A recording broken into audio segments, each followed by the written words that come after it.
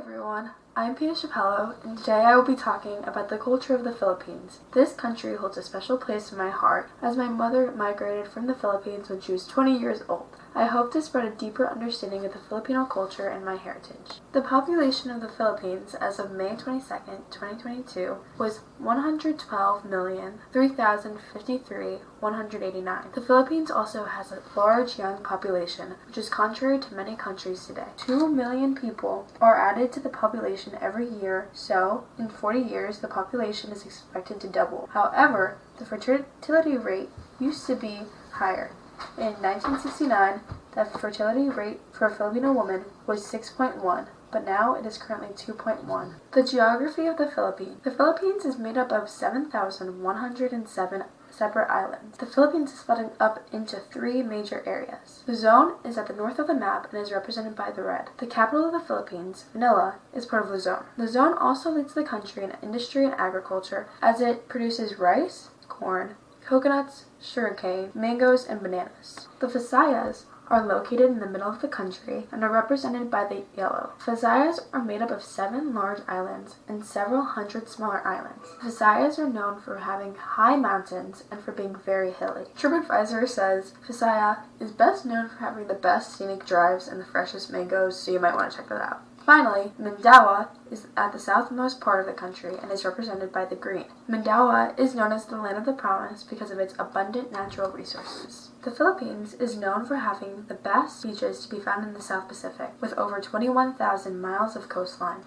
The interior of the Philippines is very mountainous, with the highest point being 9,692 feet above sea level. The exterior of the Philippines, however, is tropical rainforests and coral reefs. The variety of landscapes allows for 510 unique species to inhabit the island. Here, I included pictures of the 3 major areas of the Philippines, with Luzon being at the top left, Visaya being at the top right, and Mindanao being at the bottom. Here are the demographics for religion and the languages in the Philippines. At 86%, Roman Catholic is the second most practiced religion of the Philippines. However, if one of us visits the Philippines, we might find that the traditions in the Philippines are a bit different from what we are used to. Catholicism in the Philippines is influenced by the Chinese minority and has many similar traditions as Buddhism, Taoism, and Confucianism. Next, at 92.5%, Christianity is the largest religion in the Philippines. Philippines is also the only Christian nation in Asia. This means that the Philippines is the only country that has Christianity as their official religion in Asia. Now it's time for the languages of the Philippines. I only chose the 2 most used languages for the demographics, as there are over 120 languages spoken in the Philippines. English is the most used language in the Philippines, although it is not the official language, with 95% of the population speaking English. The Philippines is the 3rd largest English-speaking country, and English is used in the Philippines for government and educational purposes. Although only 28.1% of the population uses Tagalog, Tagalog is the most popular language in the Philippines and is the official language of the Philippines. The word Tagalog means from the river and alludes to the fact that Tagalog is a mix of many other languages. Tagalog is influenced by China, Malaysia, Spain, and America. Now on to the government. The Filipino government is a republic with a presidential form. This means that the people elect a president and other representatives to hold power. One of the 2 elected executive branch positions is the president. The president holds a 6-year non-renewable term. The president holds power over the 81 provinces, which are the primary system of administration and politics. The provinces get divided into municipalities and cities, with the barangays below them, politically. A barangay is often equated to district, which has local representation. The current government took power on July 4, 1946, from the United States. The United States fought with the Filipinos to regain control after Japan's attempt to overthrow the Philippines. The Filipino economy is one of the most dynamic economies in East Asia Pacific region. A recent example of this is in 2017 to 2019, the economy was slowed. However, in 2020, it became negative, and it rebounded in 2021. The economics of the Philippines relies heavily on the strong labor force and the strong consumer demands of its people. The combination of the labor force and consumer demands allows the Philippines to have a healthy economy. Between 2010 In 2019, the average growth increased to 6.4. The Filipino economic growth also relies heavily on the services and remittances. As a result of COVID-19, the Philippines went under long lockdowns.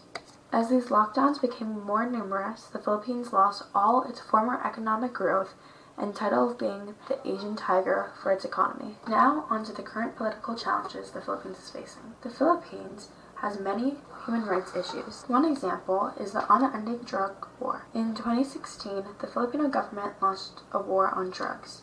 President Durante encouraged the killing of alleged drug dealers. Over 5,903 people have died as a result. Over the lockdown, the number of killings increased by 50%. Many of the people who were killed leave behind children who are driven into poverty, gain psychological effects, and drop out of school. Another human rights issue is the numerous amount of political killings that occur in the Philippines. Since 2015, 208 human rights offenders and activists have been found dead. Recently, Durante passed a new anti-terrorism law that a person or a group seen as a terrorist is liable to be arrested without warrant or charges and be detained for up to 24 hours. This law is vague enough that anyone who speaks out against the government may be seen as a terrorist. Lastly, another human rights issue is the freedom of media. Those who criticize the government are at risk of losing their jobs or their lives. To carry on what I said before, the freedom of media in the Philippines is lacking. Because of the anti-terrorism law, many journalists are at risk of losing their jobs or their lives. Many journalists receive serious criticism and harassments online, and some have died, with up to 58 people being murdered. Now on to the universal values of the Philippines. The importance of family is universal in the Philippines. One can see the importance of family when one looks at the different traditions of the Philippines. Filipinos stress filial piety and relationships in the family. Having a deep relationship with one's nuclear family and extended family is traditional. One tradition that my family practices is calling older siblings kuya and ate. Kuya means older brother, and ate means older sister. This tradition also extends to people who are not in my direct family. For example, I have to call my family friends, who are not related to me in any way, ate or kuya. This tradition shows respect for those who are of higher authority and status than you. Another example of the importance of family in the Filipino culture is that it is traditional that one's child does not leave the house unless they get married. After marriage, the person goes to live with their spouse but maintains a deep relationship with their family. Religion also continues to play a major role in the Philippines. A common concept that is practiced in the Philippines is bahala na, which translates to come what may. Along with this concept comes a philistic attitude, which means that one believes that all events are predetermined and inevitable. Each barangay has a patron saint, and on that day of their feast day, the barangay holds a fiesta. This shows that the religion is also rooted in the government and the districts of the Philippines. Finally, respect holds a major role in the Filipino culture. There are many traditions that respect the individual person and the hierarchy. For example, at the end of a question or sentence, a person says po to demonstrate respect to the person being talked to. For example, in Tagalog, to say thank you, you say salamat, but to add respect, you say salamat po. There are also physical representation of a person's respect. Mano is a sign of respect shown to those who are older by 2 generations. To perform the gesture of mano, a person will bow towards the offered hand and press their forehead on the hand. As you do this, you say mano po. Saying mano po asks permission to perform the gesture to the elder. Now on to the valued art of the Philippines. Here are 2 of the most valued artworks in the Philippines. Both pieces of art reflect an aspect of Filipino history. The making of the Philippine flag was painted in 1898 by Fredro Amoso. It is one of the most famous paintings from the Philippines, but is however challenged for its accuracy. Little is known about the first Filipino flag, with the original flag being lost. The largest debate about the flag is surprisingly the shade of blue used on the original flag. Finally, the most important art from the Philippines is the Filipino flag, as many people hold deep pride in their country. The Filipino flag was designed by General Emilio Aguinaldo, the leader of the revolutionary government, and sewn by Marcela Agoncillo, daughter Lorenza, and Delfina Barbosa de Navidad. The white triangle represents liberty, equality, and fraternity. The blue represents peace, truth, and justice. The red represents patriotism and valor. The sun is a symbol of freedom, unity, democracy, and sovereignty, with the 8 rays representing the first 8 provinces that sought independence from Spain.